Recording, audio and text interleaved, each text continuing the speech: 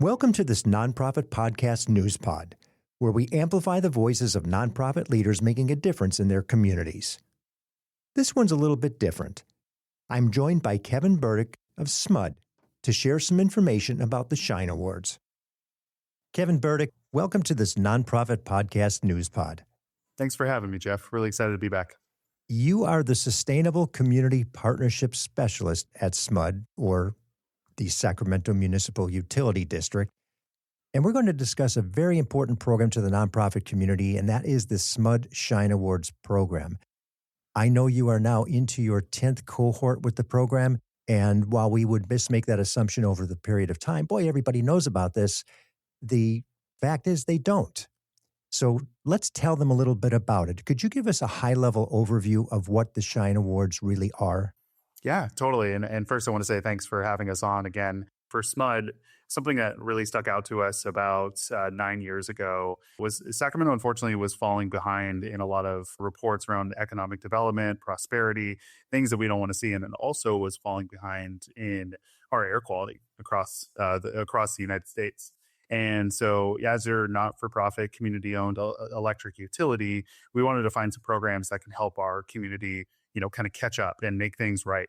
So the Shine Awards program is one of these programs that allows us to make sure that our nonprofit community isn't left behind in this clean energy vision that we talk about in the zero carbon plan. So we provide project-based funding on an annual basis to local nonprofits. Could be a small, all-volunteer run organization, or it could be those organizations that are very large and robust, but they still need assistance with, their facilities. They pay a SMUD bill, or maybe they can help us get the word out about clean energy to their community as trusted messengers. Really, it's an awesome opportunity. Happens every year during this time, with applications coming open this summer, where organizations can apply for a competitive funding program to get some real investment and really help all the amazing work that they do. And we're going to have a little bit more information as we get into that open registration period, which takes place, I believe, starting in June and ends at the end of July, correct? Yeah. So June 1 to July 31 is our kind of general application timeline, but we host all sorts of resource workshops. So nonprofits don't go into the application blindly. We'll literally provide them the answers. We'll show them all the questions that we're asking, why we're asking those questions. And truly, so these organizations, aside from all the amazing work that they do, they're not spending all their time on this application. We can really kind of lay it out for them so that they also know what things SMUD cares about and why we continue to push forward with this program. So it really is to show them that we're here to help and hopefully get some really creative and awesome applications when the application closes on July 31st. And that's the interest in having this start in May and getting some of that messaging out, because you do have all these opportunities to learn more about not only the application process, but even the qualification. Do I fit? Is this something that works for me? Can I transfer this program into a possibility of a grant? Is there a way that I can get that done? That's taking place pre-application, correct? Yeah. So we want to talk about the program guidelines. Of course, we post this stuff on our website and our social platforms, but oftentimes we want to just be able to provide a conversation with, whether it's the executive director, might be a grant writer, or it might just be the board president who's a volunteer and volunteering their time. We'll do these webinar-based programs where we go through the entire, kind of start to finish. This is how a project is successful. We'll share with them some examples of previous projects as well, so that they can kind of get an idea of what types of projects have been successful. We offer out some Q&A, some brainstorming. Oftentimes we kind of have an aha moment with an organization and they're like, oh my gosh, of course we'll apply for this and we'll figure this out. We'll also provide them some resources, some things that SMUD publishes and SMUD's able to do so that they can help ideate and figure out what types of projects are successful, because the last thing we want is them to, of course, use their valuable time to go through the motions and apply for a project that is something we wouldn't fund. That's the last thing we want to do. So really a lot of communication ahead of time before the application opens so that they know we're here to help. And let's address some of those things while we're talking about it, because those are some of the questions that are going to come up. There is a geographical limitation on who can apply. What does that look like? Yeah, so with Shine, we just want to make sure that all of the project deliverables that an organization is asking us for remain in our service territory. So SMUD, we service all of Sacramento County. So we want to make sure that the nonprofit project that they're proposing is happening within the county as well. This does allow for some organizations that do service delivery outside of Sacramento County. Maybe they're in West Sacramento, maybe they're in Stockton. As long as they do the delivery of the project in Sacramento County, they're eligible to apply. And see, that's great to hear because I know of some organizations that do have activity and or projects in Sacramento County. Of course, they're YOLO, El Dorado, wherever they may happen to be, Placer. And the amounts of the Shine Awards are from small to pretty significant, if I'm not mistaken, up to $100,000. Yeah, that's correct. So the highest amount is $100,000. The lowest is $5,000. So really everything in between. The only thing that changes, we do require a match, some portion of a match in order for the project to be successful. So the organization might match some labor or salaries, or they might have a program that they want to match with their budget.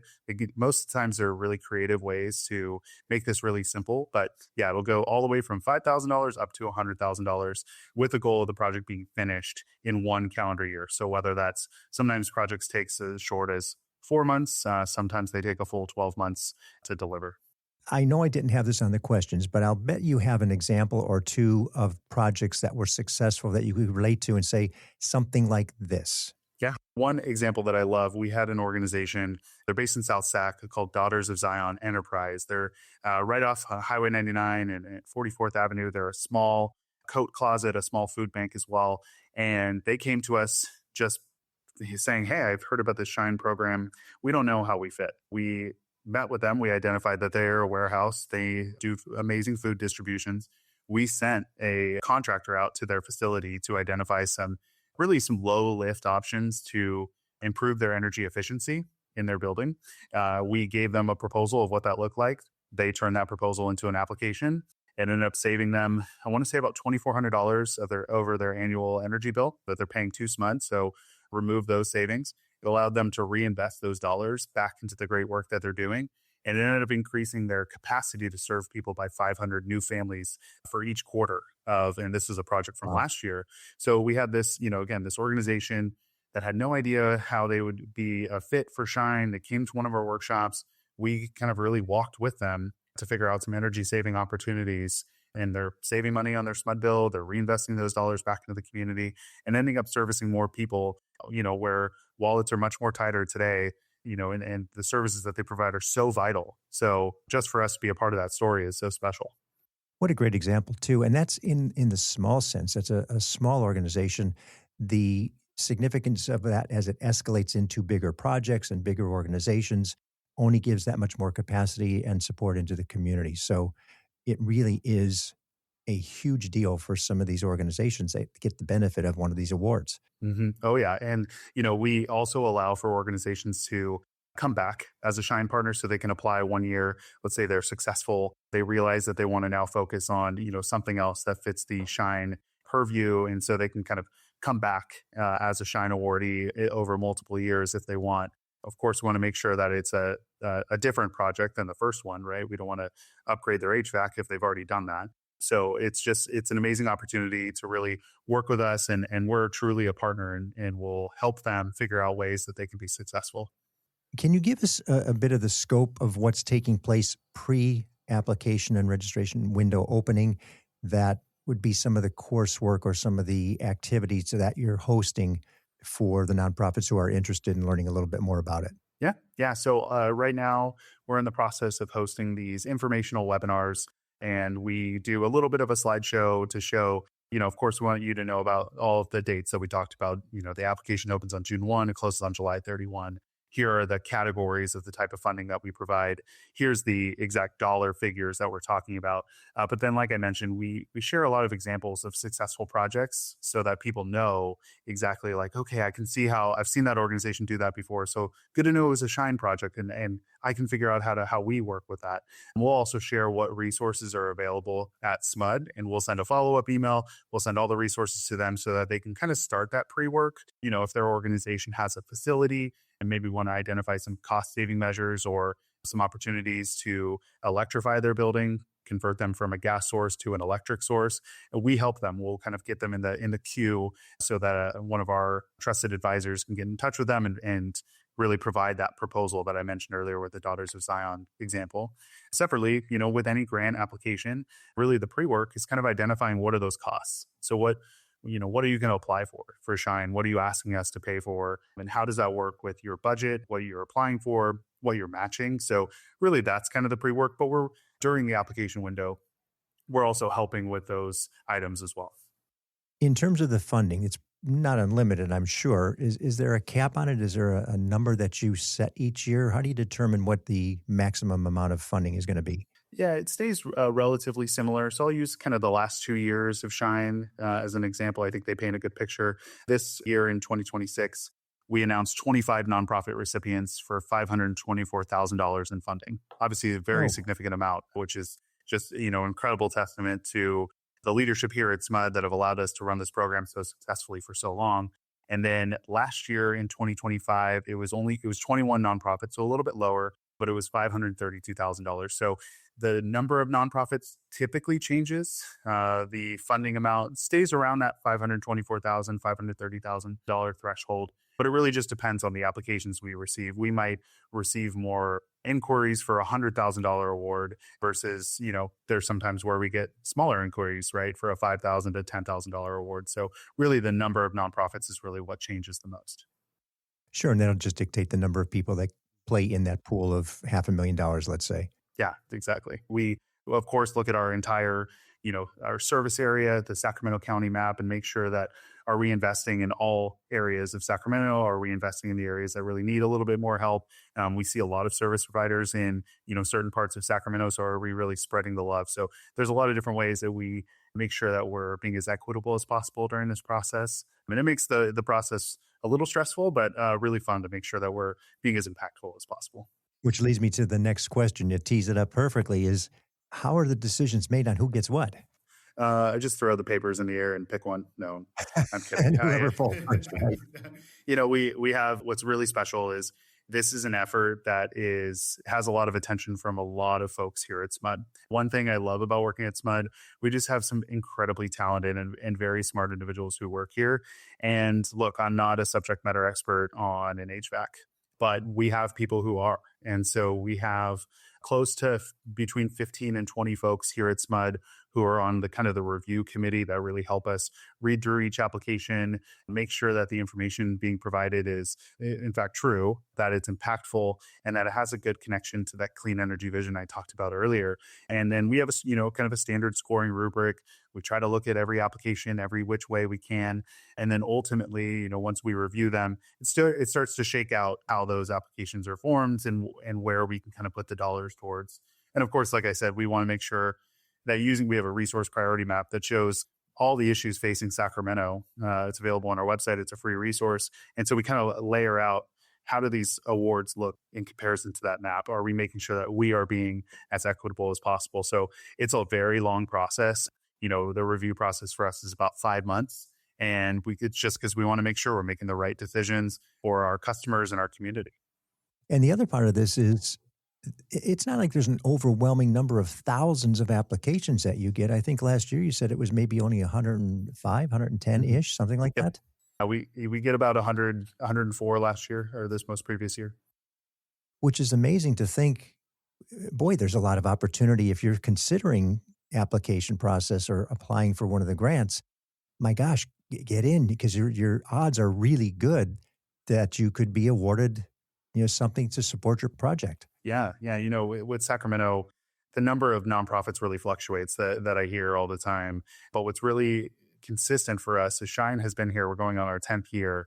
We are always here. And even if an organization applies and let's say they put forward an application that's just something that doesn't really quite fit Shine, or it's just not quite, following the clean energy vision, we'll still meet with the organization if they get the unfortunate news that they weren't selected.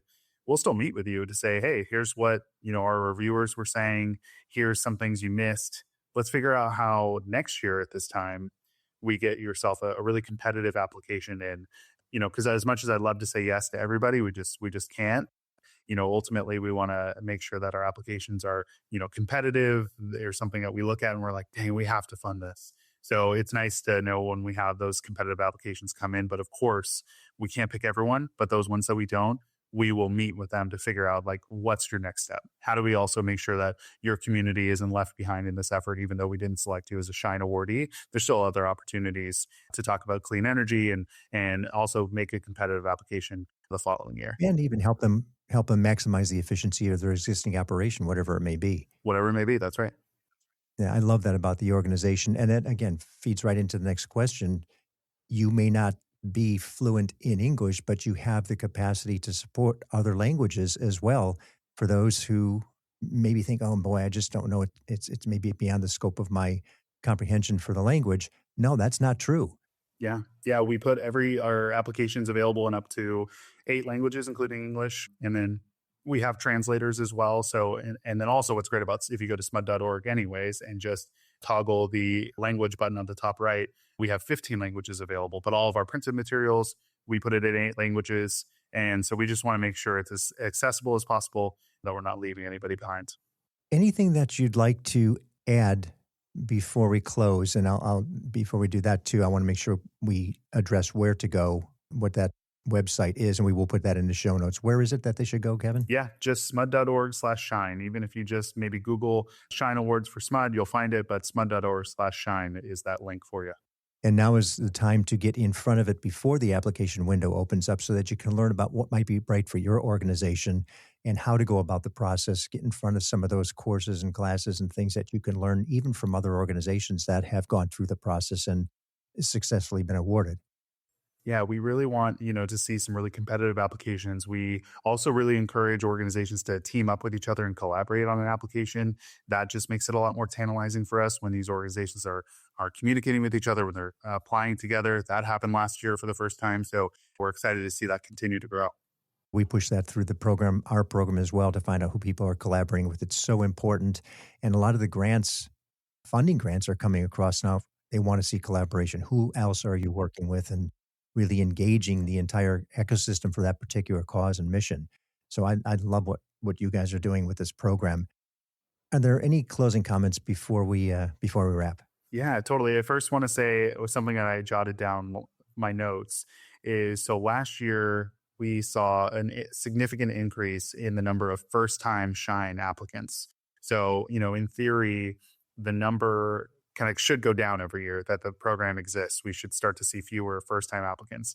But last year, we saw an increase. And I fully wanted to give you some credit too, Jeff, for helping us get the word out about this program so that more organizations are aware of it. And then hopefully more organizations apply. But I would just say too, for anybody listening, like this is just the time to see the program. Of course, when you see a deadline date, right? The applications close July 31st. You're like, I'm going to wait till July 27th or 26th. Now is the time to talk. Like now is the time. We're happy to help, where we can provide you resources, or we can show you some answers a little bit on some of our webinars, and really just try to be as collaborative as possible. But we just don't want to see anybody, open up the application on July 31st and be like, well, I guess we didn't put our best foot forward. So this is really the time to talk to us. Yeah, my suggestion to everybody, and hopefully there will be a lot more people who are now familiar with the awards.